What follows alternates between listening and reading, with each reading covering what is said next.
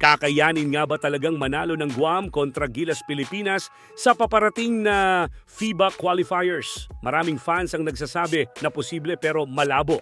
Tara pag-usapan natin ang tsansa ng Guam na ma-upset ang Gilas Pilipinas sa unang paghaharap nila sa FIBA World Cup qualifiers.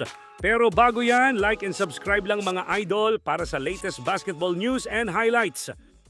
Kung stats lang ang pag-uusapan, lamang pa rin ang Gilas in every aspect.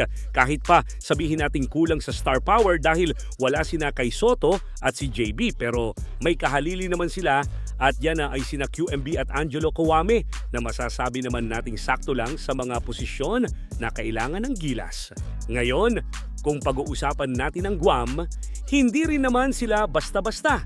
Kahit na halos kakapasok pa lang nila noon sa FIBA Asia Cup, pinakita nila na kaya nilang makipagsabayan sa mga top teams ng Asia. At ngayong isang napakalaking challenge sa kanila kung paano nila tatalunin ang Gilas, kumpiyansa naman sila na bilog ang bola lalo na at wala ang main naturalized player ng Gilas na si Justin Brownlee.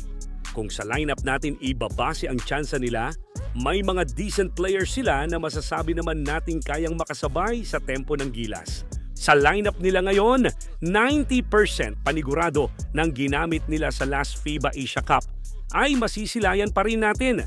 Guys like Ty Wesley na isa sa mga napaka-efficient player nila ay siguradong kasama pa din sa lineup. Hindi rin nila pwedeng tanggalin si Ernest Ross Jr. na siyang bumubuhat ngayon sa team na nag-a-average ng 18.1 points at 8 rebounds at umiskor pa nga siya ng 30 points sa laban nila kontra sa Japan last qualifiers.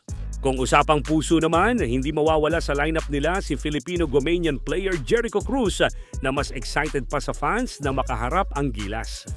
Sa mga nagtatanong naman kung paano siya naging local player ng Guam, sa Guam kasi lumaki si Cruz at may hawak siyang dual citizenship kaya siya pinayagan ng FIBA na maging local.